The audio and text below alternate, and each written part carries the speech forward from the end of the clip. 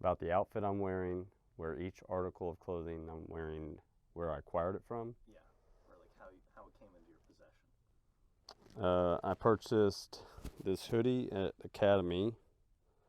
I think the shirt I have on came from Costco. I honestly don't know where these jeans came from. And I think I bought my tennis shoes on sale at Academy. Broken. Um, it seems that the core services that we are supposed to be receiving as taxpayers aren't functioning at the level that I remember them having grown up here my whole life, nor to the level that I believe we deserve. I've gone to neighborhood associations all across town, from AT&T Center Parkway to Highland Park to Zarzamora, Gilbo, areas on the north side, and everybody has the same complaints. Every council person's representative has the same answers, and those answers are either we don't have enough people or we don't have enough money. But it seems we continually give the city more money. The city has continually hired more people. At some point, you have to say, okay, is it really a personnel issue? Is it really a funding issue? Or is it a management issue? And that is one of the main things that, should I be elected, I want to hone in on, is how well are the departments that offer these services or provide these services, what is the process? How well are they being managed? Are they being managed cost effectively? Are they optimizing their processes? Why are things continually getting worse? So I would say the state of the city would be very poor. Having gone to all the different candidate forums for the city council, and I was at one yesterday at Delview, and I listened to it, and the individual who was the moderator, he asked a lot of really good questions. They talked about ACS, they talked about code, they talked about the homeless, they talked about the loose dog, which goes with ACS.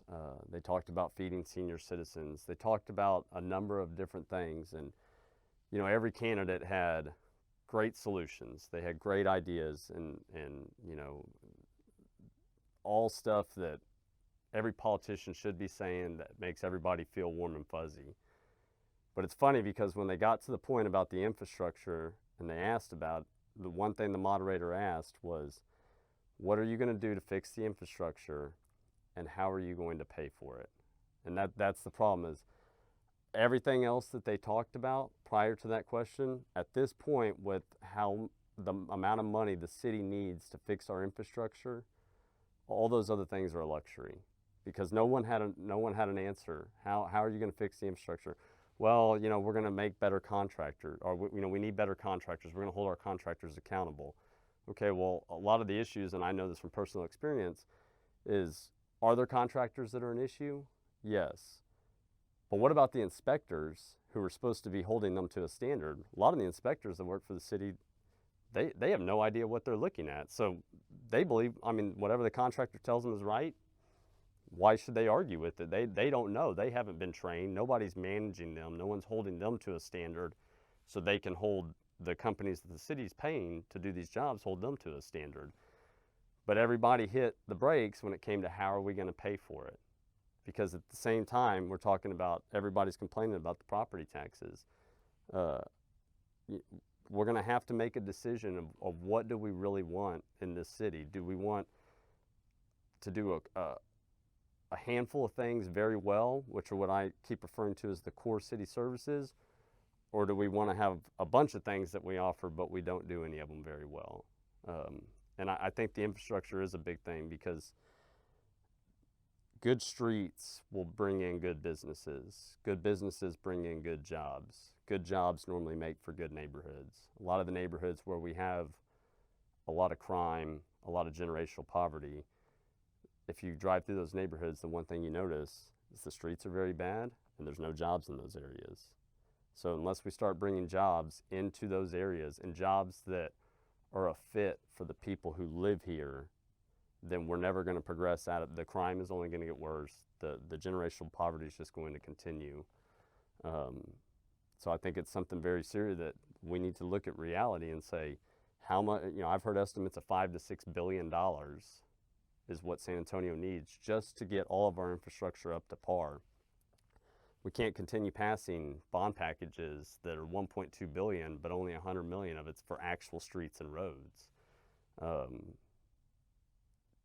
lot the other 1.1 billion is for all these other programs that at this point I feel are luxuries.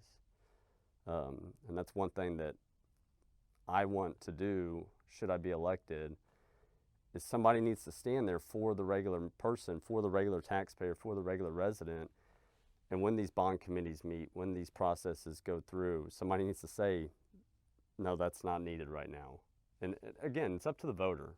They can vote the package in or not, but at least somebody needs to be telling them from City Hall, this is what you're being presented with, and this is what you're not going to get out of it. Where right now I don't feel like we have that. Like code compliance, a lot of the issues when I go to these neighborhoods, obviously there was that gentleman that got killed on the west side by that dog. There had been 60 plus reports made on that dog. I believe at one point Animal Control Services had actually taken custody of that dog. And they got it bags from her? I'm sorry? They got the dog bags from her? Well, and so my understanding is there's a 10-day quarantine period where Animal Control Services takes custody of the animal. They're supposedly supposed to monitor it, see if it shows any aggressive tendencies or anything of that nature. If it does, then the proceedings, there is an issue right now that at the state level, the state of Texas says that a dog is your property. So the city can't just come and take your property. I mean, there's procedural issues right now with how ACS can deal with some of these deals or some of these instances. But, one of the issues is when you talk to people within ACS, and you hear the director of ACS, it kind of goes back, well, we just need more money. We need this, we need more personnel. Well, one, if you look at the way they schedule their personnel, I mean, they get more time off than the average person does. So, I have issues in that aspect, but they don't even seem to be knowledgeable of the different codes related to that, or related to ACS. One thing that they've said is, well, an animal control service officer can't file a dangerous dog affidavit. Well, no, that's not true. In Chapter 5, it does say that if an animal control officer observes threatening behavior from a dog, that they can file the affidavit themselves. They always seem to blame, they push it back on the citizens. Well, you're not doing it right. You're not doing it right. Or you didn't file this right. And it's like, so at what level are we going to minimize the bureaucracy to where it can be done right? Because obviously it's not being done right at this point. When it comes to code compliance, it's the same thing. You have people that they're living in their house, they're trying to put money in their house, they're fixing their house up. Well, next door to them, there's a house with a vehicle parked on the front yard and it's got grass growing through it. Or, down the street from them, there's an old building that has been abandoned and that vagrants have broken into and are living in, and just trash is accumulating. I've been to numerous meetings, or these neighborhood association meetings, where people are like, well, we called code on this, and 311 closed it out. No one came and looked at it. And I've talked to code officers that are at these meetings. There is not a desire from the city to actually take care of these problems, because the more calls that they get to 311, the more case numbers that are open, that's more, I guess, data that code compliance can take to the next budget session and say, we need more money. Look at all these cases we're having to deal with. But 15 of those case numbers might be for the same thing, and it's just no one's ever doing anything about it. So that building just continues to get trashed. More vagrants move in, then crime starts coming out of it, or same, it just gets worse at your neighbor's house with the car in the front yard. Now there's another car in the front yard. And so I understand the frustration of people. They go to these meetings, and it's every single meeting in every district I've been to, the representative from the council's office always says, we need more money, we need more people, and if you can't make it happen, call the council office and we'll try and help you. We shouldn't have to call the council office because the services aren't working. I mean, and it's been in every single district. It's like they all meet before they go out, and they said this is the answer we're going to give. And like I said, we pay taxes for these different departments. I expect them to work. And they're obviously not working. You just have to go to those meetings. Well, and that's where I've told people I want to interject reality into our city government. And my point being is everyone in our city government right now, they rely on data that they're given by a study that's commissioned, or that a staffer tells them. And again, I'm going to really harp on these neighborhood association meetings because that's where the sausage is made in these neighborhoods. I mean, those are real people who convene and discuss real issues within their neighborhood. And I've talked to all of them. They never get council, unless it's election time, they never see council members. They've never seen the mayor. So, you have a staffer there from the council person's office that it's always, oh yeah, that's a serious complaint. Give me your number and we'll call you. And, I heard, one guy at Highland Park, he said that. And the guy that was complaining goes, I called you 3 times after the last meeting and you never called me back. And so that's where, I've told people if I'm elected, I'm going to go to these meetings, whether it's election time or not. One, because I want to hear what the people in these districts want of their council person to ensure that their council person is advocating for what they actually want at council. Because if you look at a lot of the council's kind of gone off into the weeds, into issues that really they don't have a mandate or authority over. It's stuff that whether we agree on it or not, it's something we need to call our state senator or our state representative or our congressman or exactly. There are issues that the city of San Antonio's city council and mayor really don't have a mandate or authority over.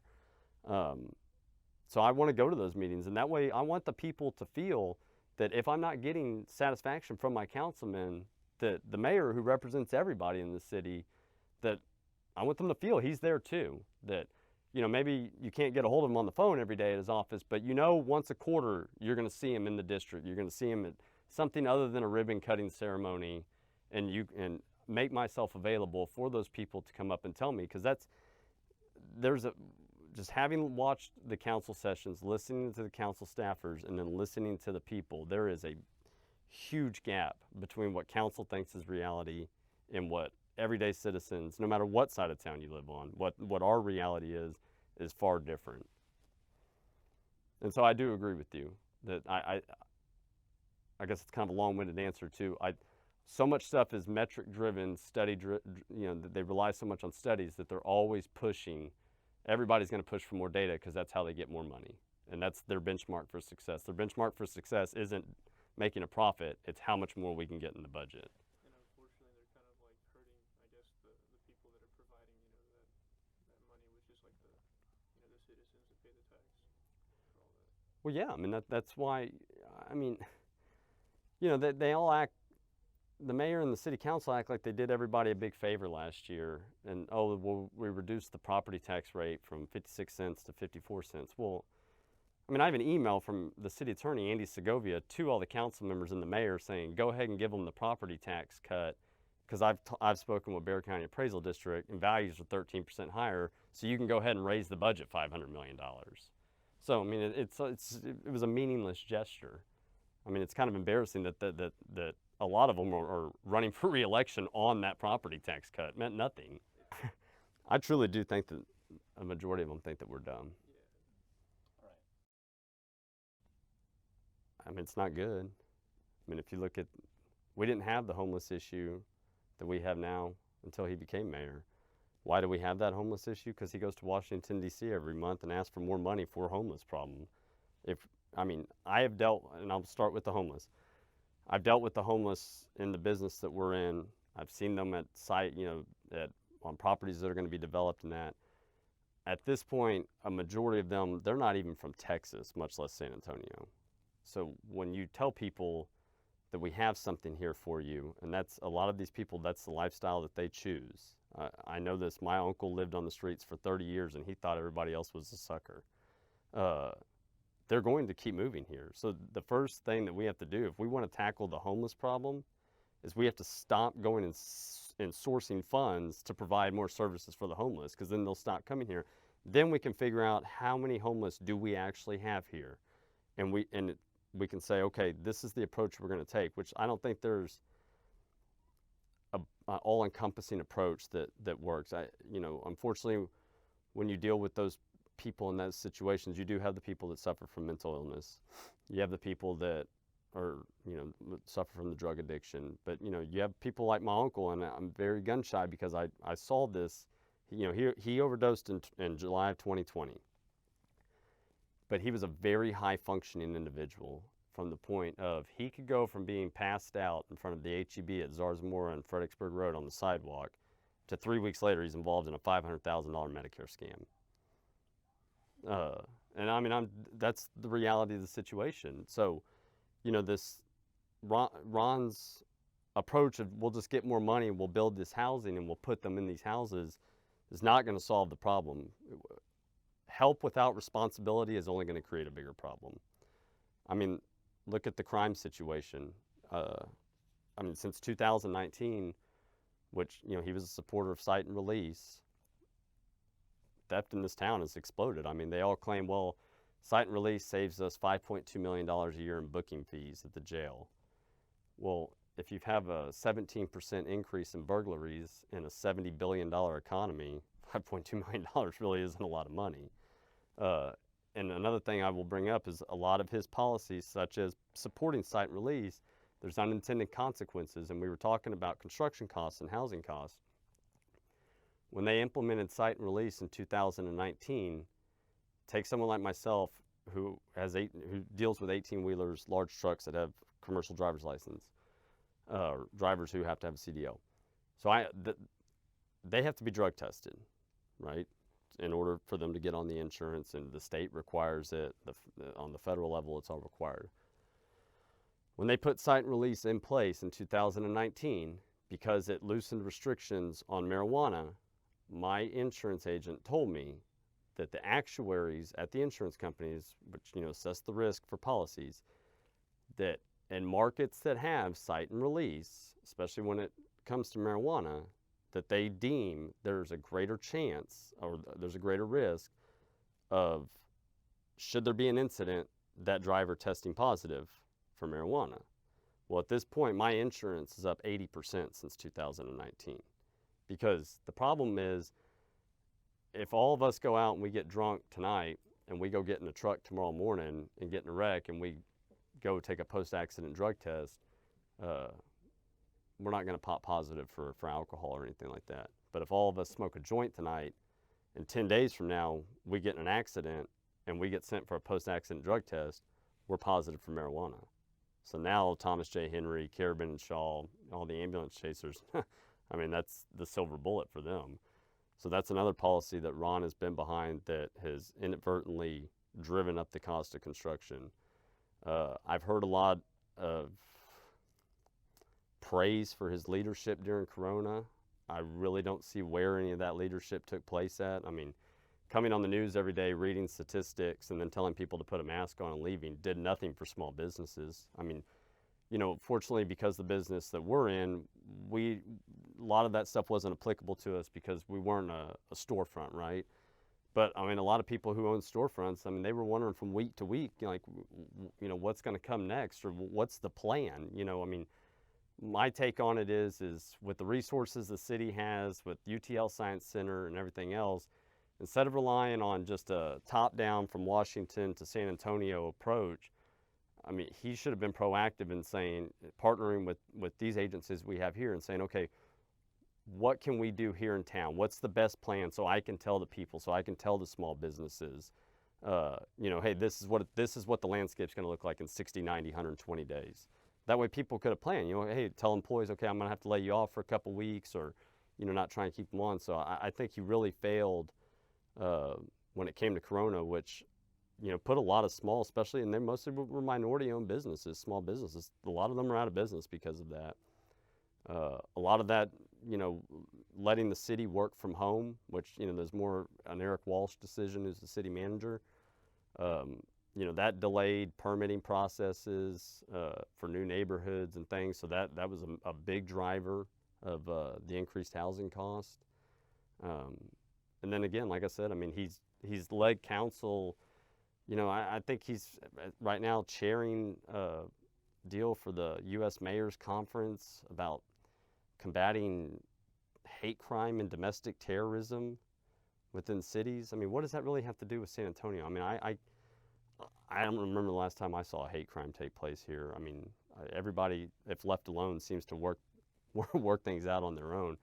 You know, be here and be out with the transportation and capital improvements and see the infrastructure. Long story short, I felt there's been no leadership on anything that is actually important to the city for me. Well, I mean, a lot of what put a lot of businesses out of business is they scared the living hell out of people. I mean, there were people who were scared to walk outside their house, thought they were going to die. So, I mean, businesses couldn't get employees to come in.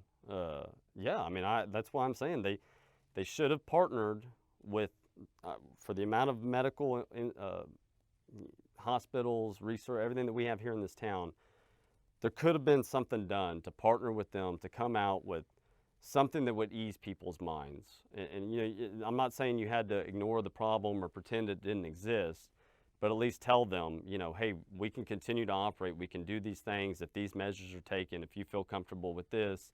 You know, where every day it was just something different, and every day it was just more fear, more fear, more fear. And it was, I mean, it really was, I mean, it was a hard time for everybody, I mean, including myself. As mayor, there's not much I can do about it. At the local level, you know, I've gone back and forth. School choice is the big topic right now in Austin, right? I haven't found anybody that can convince me that that's not going to increase my property taxes or anybody else's property taxes. So, you know, I'm kind of on the fence from that aspect of school choice. The other issue I have with school choice, and it would really affect local schools here, is, well, there's a guy that works with me, Sam, his brother is a SAISD cop. People have to realize what takes place at our schools during the day. Truancy officers aren't allowed to do anything because they don't want the statistics. I have a retired coach that lives down the street from me, who I guess went and got his peace officer after he retired and went back to work as a truancy officer. He's not allowed, other than politely recommending, please don't leave school at 1 o'clock, he's not allowed to do anything. So talking to some of these ISD officers, I mean, these kids are being used to sell drugs, to carry out shootings, things of that nature. You know, and they're coming, and this is during the day, coming in and out of school. My understanding of school choice is if something like that passes, if you don't think that the adults who are, for lack of a better term, running these kids, right, using them to sell drugs, using them to commit violence, using them to commit robberies, if you don't think that they're not going to catch on that they can take a kid from Sam Houston where he's selling a joint for $3 to they can put him in Reagan or Alamo Heights and now he can sell a bag of cocaine for $200, you're crazy. And I know that sounds bad to say, but I personally think it'll mess up all of ours. So we won't have any good schools at that point. I think the first thing we need to do to get our schools under control here is to get the criminals out of our schools and make it to where if the bad actors, they can't be allowed back in. The guy who works for me, his brother, I mean, he told me, I mean, he arrests a kid for beating the ever-living you-know-what out of another kid, takes him to jail, and he's back in school the next day, and then his dad shows up and wants to fight him, the police officer. You know, and that's where I'm going. Like, that's the reality of what's taking place in these schools. And so until we get that under control, nothing else matters. But then at the same time, if we did get that under control, I've always found it amazing when it comes to a school. A high school football coach can be fired at the end of a bad season, no questions asked. But a bad teacher can never be fired. So I think we have a ton of good teachers, and I've talked to a lot of teachers that they're very disenfranchised when they see bad teachers continually be allowed to be a bad actor within the school, just the same as that's how they feel when the same kid that was causing problems on Monday is back on Tuesday. So I mean, as far as the local schools, if there was anything I could do, would be one, to get the criminal elements within the schools under control, and then, you know, obviously you're going down the road of the unions, but find a way to get rid of bad teachers. And that's about the most I can expand on that. As far as like the Riverwalk itself, or the river and Just all aspects of the river. It's, you know, sort of a big symbol for the city. I mean, I'll focus on the aspect of the Riverwalk downtown. Obviously, that's a huge source of revenue for the city itself. Obviously, there's a lot of businesses along there. There's a lot of trying to think of the words escaping me. When it, oh God, what was the word? A lot of room for economic growth, as far as the Riverwalk is concerned. I think the Riverwalk is being negatively impacted the same as the rest of downtown is. And I think it's being negatively impacted from the standpoint of the homelessness and the crime. You know, if you look at the statistics, if you look at the net square footage rental rate of the Henry B. Gonzalez Center from 2017 till now, I think it's down like $20 a square foot. But yet, you know, we added more money in the budget to do that. As far as the river itself, from the north to the south of it, I don't really have a comment on that. But my hope would be to renew downtown and renew the Riverwalk to where we can start seeing the numbers that we saw pre-2018 as far as visitors and as far as customers and patrons of the establishments down there. I mean, I've talked to a lot of people who just, I probably haven't been to the Riverwalk in 6 years, 7 years. I know a lot of people who used to come to San Antonio and go down there all the time that don't anymore. I mean, downtown's not safe. I mean, I wouldn't want my wife, or, you know, even with a group, out past 8 o'clock or dark by themselves. And having spoken to a few people about that, it seems to be a concern for a lot of the business owners down there. Well, could you expand more on what you could do to help revive that area? Well, I remember, you know, back in the day, you used to always see the bike cops downtown. They seem to have vanished. There used to always be bicycle patrolmen pretty much everywhere. You know, at the end of the day, a huge portion of it is the homelessness. So, I mean, I can expand on that or wait till you get onto that question. Obviously, the infrastructure, I mean, just trying to get downtown right now because of the construction alone, you know, deters a lot of people. I mean, it's like it's never ending, as far as there's always some sort of construction going on, whether it's coming in off of I-10 or 35 on the west side of downtown, where they were redoing, you know, the deck joints on the bridges on the 37 side a couple years ago. You know, I think we need to do something an all-at-once deal to at least give them some reprieve from that aspect of it, to make it easier for people to get down there. Well, and that's like I already mentioned, is we need to stop going after funding to offer more programs, because all that's doing is increasing the number of people that are coming here. I mean, I've met from Arizona, Nevada, Tennessee, Louisiana. I mean, it's very common knowledge, talking to SAPD and numerous other individuals and organizations around town. A lot of homelessness are being bussed here from other areas because they're told all these services will be here, jobs or programs, which a lot of those aren't here. Another issue is, you know, we rely on a lot of 501c3 or, you know, outside organizations to assist the city with the homeless. It seems to me that a lot of the money that goes into those organizations dies in their administrative costs and never makes it out the other end. A lot of the organizations like that, I would like to see them audited. I'd like to make sure that the city is actually getting a return from that standpoint. You know, and at the end of the day, I have no problem with offering services to the people who need it. But those services need to be offered if they have put themselves in a position where they've broken a law or something of that nature.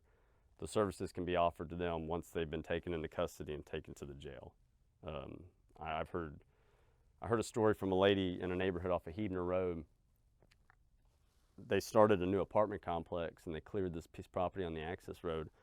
And I guess it was so far back in there, no one even knew there was a homeless camp back there. And so she lives in a guarded, patrolled neighborhood, right? So she walks in her kitchen at 7 in the morning.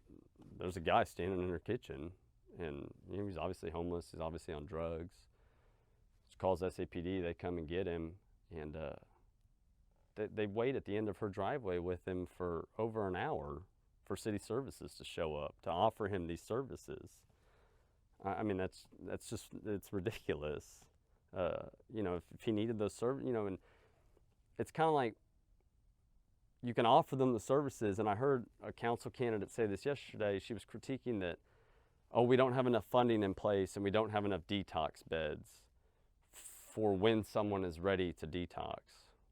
Well, I mean, how much money are we supposed to spend hoping that someone will decide that today's the day I want to go detox? I mean, I'm not willing to have $100 million sitting there hoping that someone will come take advantage of it. I mean, like I said, it's a tough situation. And I think it's at the point right now where most people who are affected by the homeless situation and by the vagrants, and I've asked people this, I said, where would you like them to go? And they say, I don't care as long as it's not here.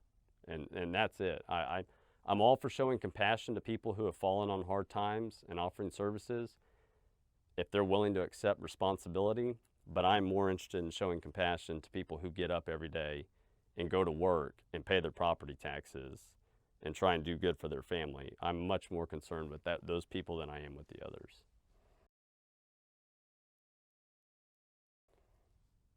I think there's a considerable amount of human trafficking.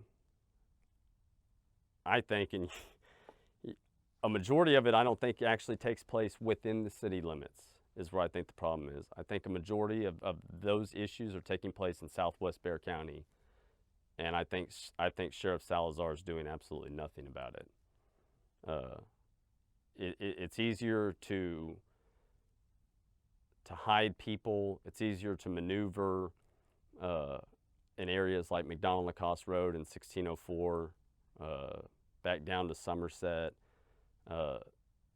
because of the access to 35 and the access to Highway 90 right there.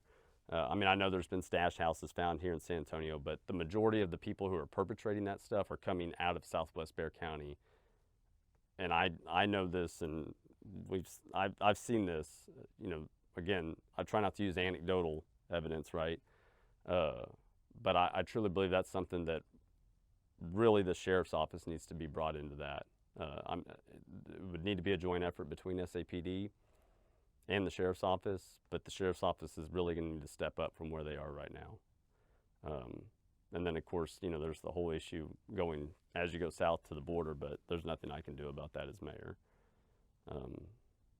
So other than having everything in place for it to be reported and to try and stop it, or to investigate it, because everything's organized, even all the way down to the car robberies that are taking place in all the neighborhoods. I mean, all this stuff is organized.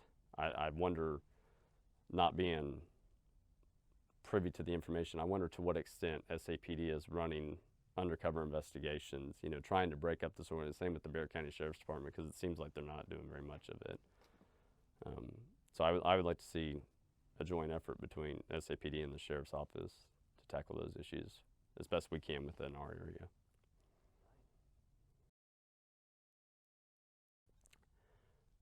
So my understanding is the city can't annex any more property or any more areas.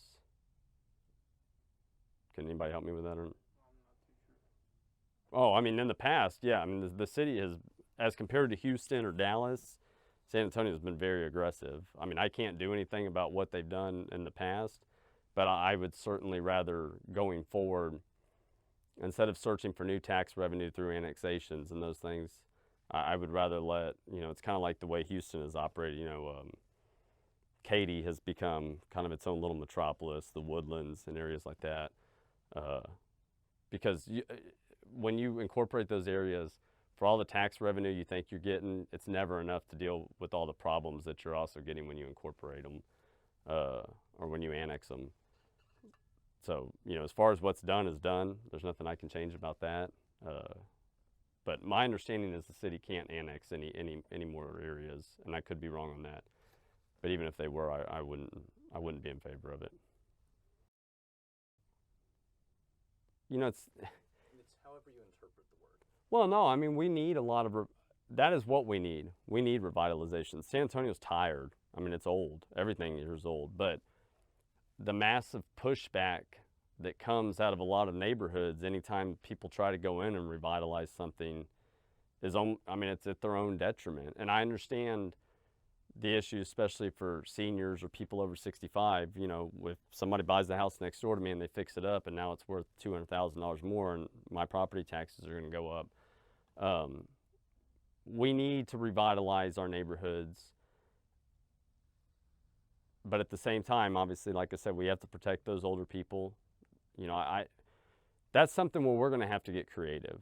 We need it, but I understand that there's heritage, there's things that want to be protected, but we can't continue to just let it degrade, because that's all. I mean, a lot of these areas, especially on the west side of downtown, you go down Pressa. It's funny. You go to Brook City Base where they have that economic zone there, right? And it looks all great and all that. And I mean, you go like 2 streets over and it's horrible. I mean, and that's the words of people who live there. That's not me driving through there.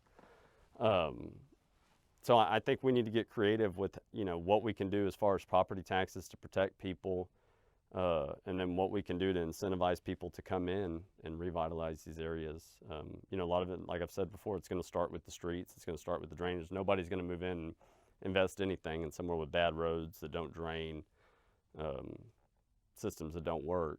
We need to start there. But I mean, the pushback that comes from a lot of these areas, which normally the people who push back against that revitalization in those areas don't even actually live in the area.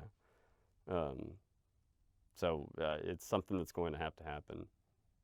That's the only way we're going to get out of the crime situation and the generational poverty. So we're going to have to start creating jobs in those areas, and it's going to come through revitalization.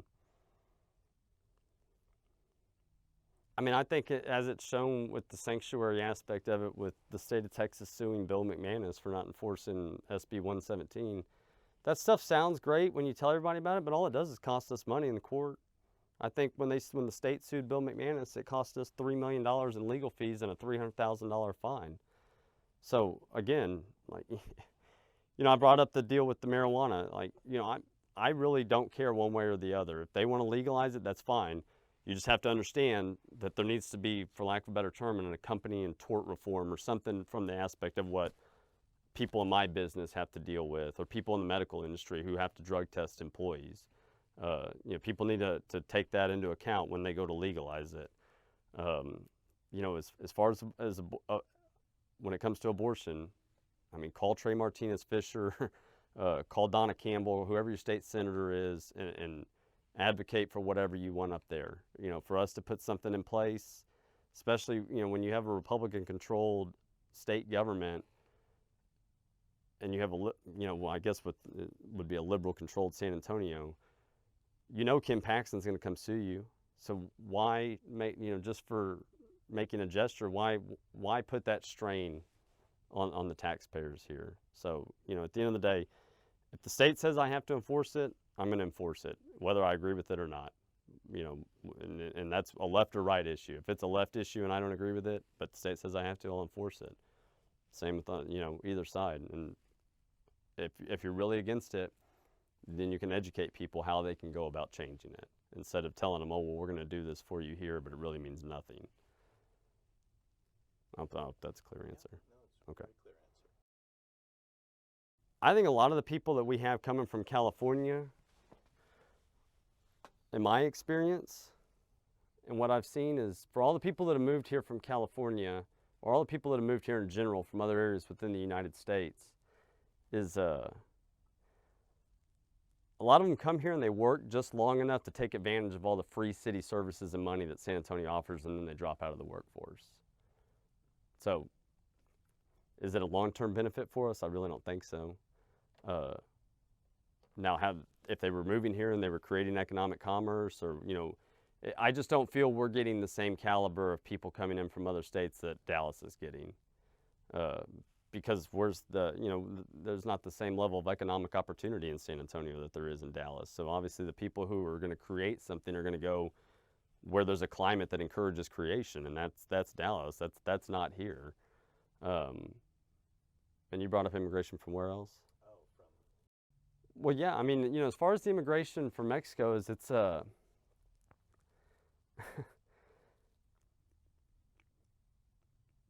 everybody says it needs to be done the right way, and I agree with that. But it kind of goes back to what I just said about the people that are coming here from California, right? And Michael can tell you, it's very hard to get anybody here to work. So, I mean, we need the people from Mexico, especially in my industry. I know that's not a popular thing to say, but a lot of people who on the right that are very anti-immigration, they don't understand that without a lot of those people, nothing's going to get done, because everybody that moves here from California is only working long enough till they can get on, their girlfriend can get a Saha voucher. They can get on Saws's uplift assistance. No, and I'm being serious. Like, we see these people. I see this every day. It was the same as a lot of my truck drivers when COVID hit and they started getting all this assistance. They all told me that they wanted to be paid cash or they were going to quit to keep working, which is fine. I paid them cash. I already had their info, so I 1099 them at the end of the year. But without the immigration from the, I'm not in favor of letting people come here from south of the border and get on those same programs. But a majority of them that do come here are people that we rely on to continue to make economic progress. So there's going to have to be a better approach on the federal level than what either side has right now. Because if either one of them gets what they want, it's not going to work. And that's where, we have the issue, because it's confusion all the way around. And when you don't have order is when you have the problems.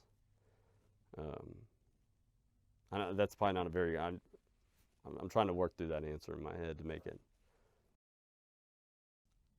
My biggest thing about right now, and this is from having listened to our current mayor, our current council, and a lot of other candidates, is there seems to be this desire to create jobs here for people that we hope will then move here. And my point being is, San Antonio essentially has a manufacturing class population. Bringing a lot of tech jobs here doesn't help the people who are already here. I want to attract the businesses that are going to bring that $25 to $40 an hour pay range. More warehousing, manufacturing. I have some ideas of what we can do with the airport that I think would be a huge economic boom to not only San Antonio, but to all of South Texas. And that's where, if you really want to integrate it, San Antonio right now, we're looking north, right? We're trying to mimic what goes on in Austin, and we're trying, from the tech standpoint and that.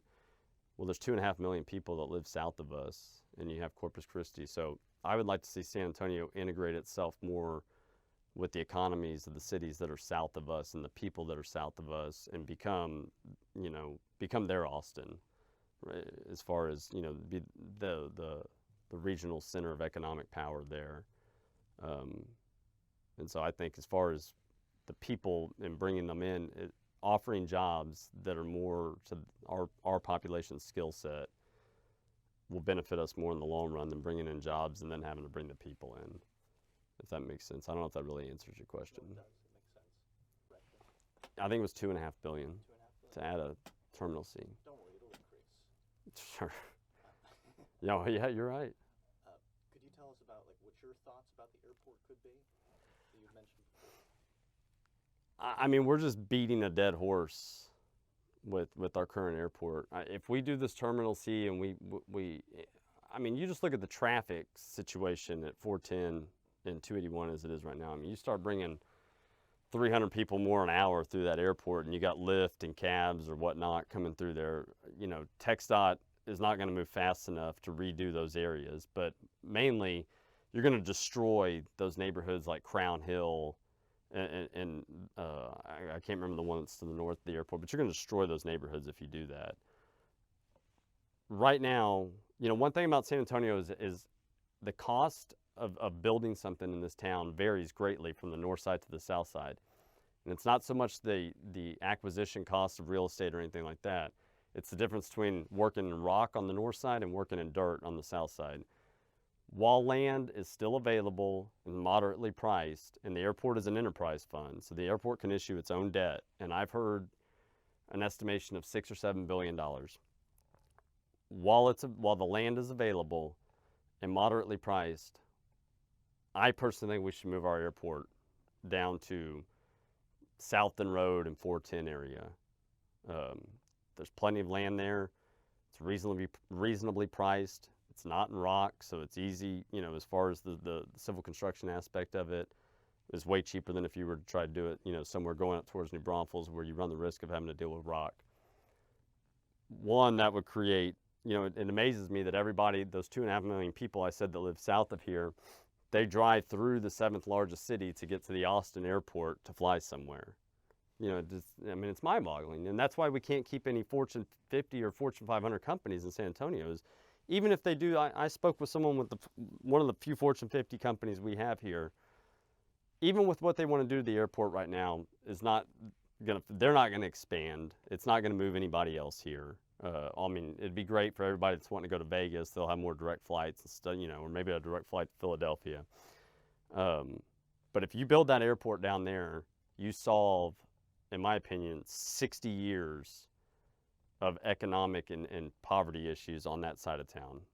You will completely revitalize, and that's been my big issue right now with Ron especially, is they want to push for all this housing on the south side. That's all great, but that's all the south side is now, is housing. Where are these people supposed to work? And so you do something like that, plus there's a huge rail spur there at Southton Road. If it's done, and especially with Corpus, once they get that bridge fiasco fixed in Corpus and that port is able to expand, Corpus is going to become an economic powerhouse. Having that airport there, with what you can do just from, regional freight, also the passenger, and, the current airport can be a hobby or be a love field. It doesn't have to go away. But if it costs $7 billion and the airport has to issue bonds or whatnot to do that, how do you really amortize $7 billion if it creates $7 billion a year in additional economic commerce for the area? As well as it revitalizes and uplifts an area that nobody's seemed to be able to find a way to do that up until now. So I would like to see something like that happen.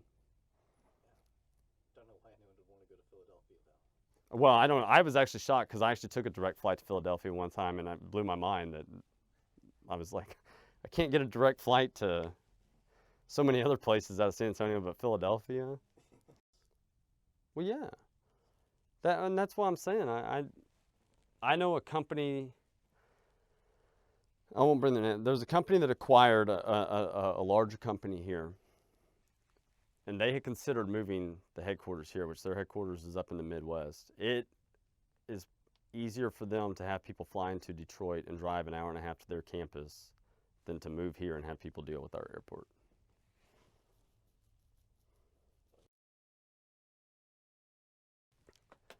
I think an organization is only as good as its leadership, and I think it's really suffering from a leadership standpoint. I've said it before, the average tenure of a CEO is 6 years. The average tenure of a CEO who oversees a 47% decrease in revenue is about 6 minutes. So I don't see how we can have a chief who's overseeing a 47% increase in crime and there not be the conversation that, especially after having been there for almost 20 years,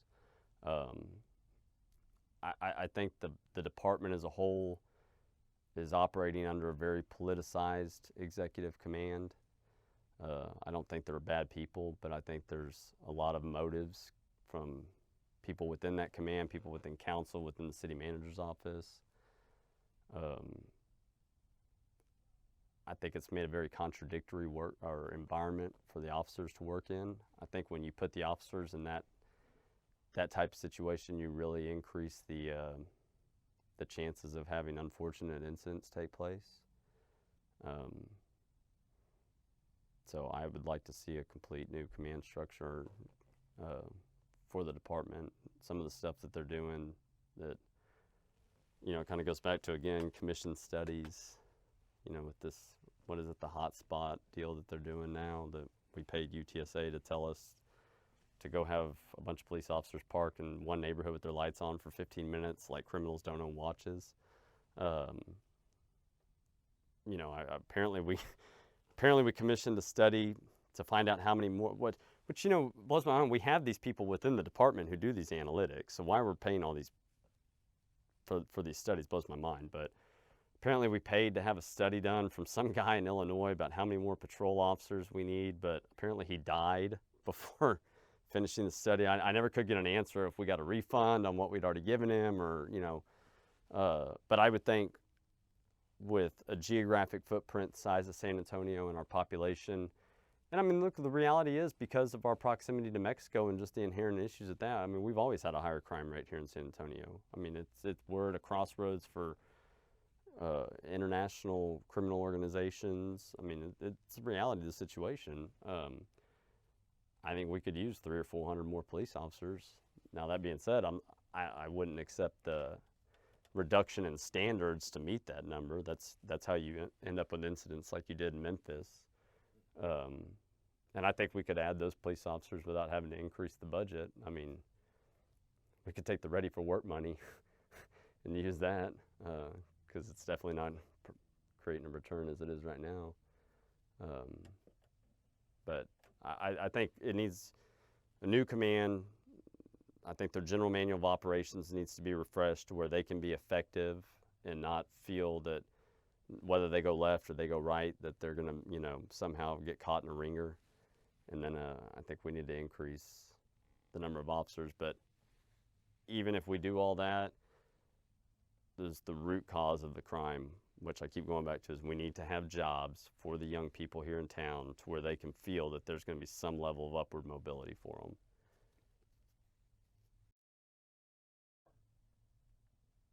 them. I'm under no illusions of what or delusions, what the mayor can actually do, right? There's no overarching executive action that the mayor can take. But you get to set the policy and you get to set the agenda. And that's kind of where I've said from the start, is there's 3 things that San Antonio has always seemed to never be able to get right: crime and safety, infrastructure, and jobs. So as someone who sets the policy and the agenda, I'd like to get out of a lot of the social problems we're trying to solve and focus on, those 3 things would be my stance. But even at that, and I've told people this, the mayor really only has one employee, and that's the city manager, right? And even at that, the mayor doesn't have the discretion to fire or hire a new one.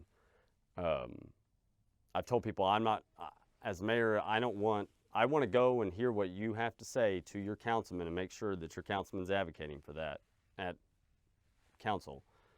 I'm not here to try and persuade each council person to follow me down some bigger agenda, right?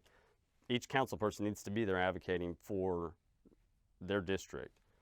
As the mayor, I sit there and, try and help form a consensus that everybody gets enough of what they want to be happy, because obviously their goal is re-election, right? But whatever does get passed, is I want to make sure that once it is passed by the council, whatever gets passed is turned over and handed to the city manager's office, whether it's a street project or anything like that, because that's who is in charge of all the departments within our city. It kind of goes back to what I said in the first part, is I want to make sure that whatever is passed, that it gets done at the cost that it was supposed to, the budget cost that it was, and then it's effectively administered and managed by the city manager's office. Which, going back to what I said, I don't feel like a lot of that's taking place right now. So my platform would mainly be focusing on those 3 things, because those are the 3 things I feel are going to eat up most of the budget. We need to make the hard decisions on, are we going to forego these other things and get those 3 things down? Or are we going to keep lagging at those and add a bunch of other stuff that we really don't do well either? So trying to hammer in on those 3 things, and then trying to make sure that the city operates with at least some notion of efficiency and cost effectiveness. I'm not looking to change the world. All right. So question number 14. What are your thoughts on Proposition A? I'm against Prop A, and I'm going to go back to what I told you about just the cite and release issue, where, you know, it's just an expansion of that, and that's already created enough issues for businesses here in town and individuals alone. Again, it's the main two topics that they always bring up: the abortion and the marijuana. Those are state issues. I think the rest of it is very poorly constructed. You know, if I were to critique Act for SA, you know, the biggest thing I hammer in on is one, they've now included a lot of Class B misdemeanors, which, you know, is increasing the theft threshold into that $700 range, and basically they're essentially calling them Class C misdemeanors now. But when it says all Class C misdemeanors, as far as taking away officers' discretions for arrest and you know, well, all Class C misdemeanors aren't only under the Texas Penal Code. You know, there's occupational Class C misdemeanors. You know, there's things related to, there's numerous Class C misdemeanors that don't fall under the Texas Penal Code. And I'll give you an example. Like, it is a Class C misdemeanor for a mental health provider to not report another mental health provider who is sexually abusing a patient.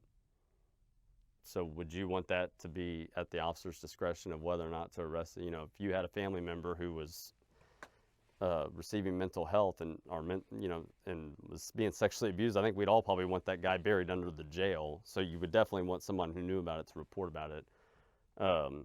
But I think the reality is of it, you know,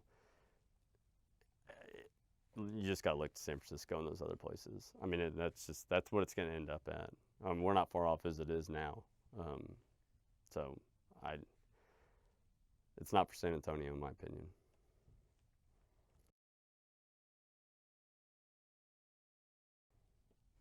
That's just another level of bureaucracy. Well, I mean, the problem with these things, can you imagine who's going to end up in that position? I mean, it's the problem I have with that is that position will grow. And what that person will start doing is they'll start having a lot of influence over the budget. Not just the budget for the police officers, but the city's budget in general. And that there's already enough lobbyists and special interests that are involved in our bond process and our budget process that we don't need another person that can't be held accountable by the voters in any position within our government, in my opinion. So, no. Well, obviously come out and vote, but my biggest thing is I know it's inconvenient, and I know there's a million other things to worry about. Go to your neighborhood association meetings. Stay informed. You know, there is power in numbers. You know, I will give a lot of the reasons why areas in District 10 are so nice or that stuff is because you have things like Mike Gallagher's Northeast Neighborhood Alliance, which is, you know, them consolidating 80-something neighborhood associations, right?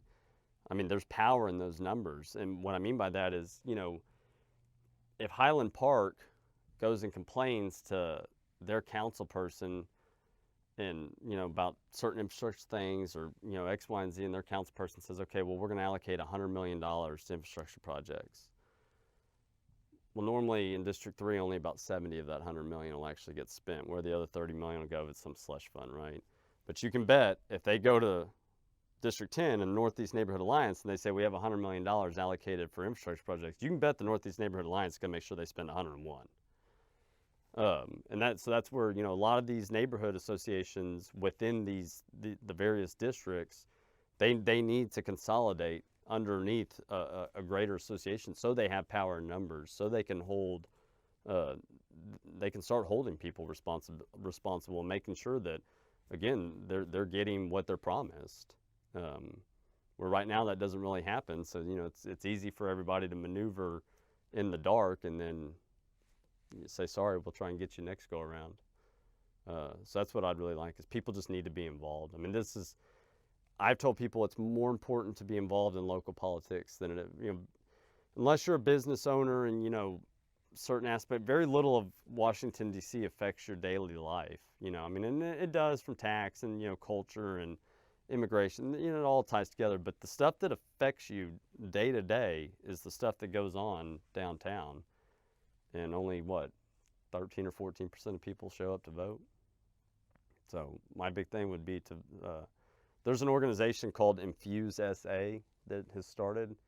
And it's a nonpartisan organization, and that's their whole goal, is to try and, you know, bring more people to stay involved and start doing things like that in all areas of the city. So that way, you know, we're not all getting snowed under.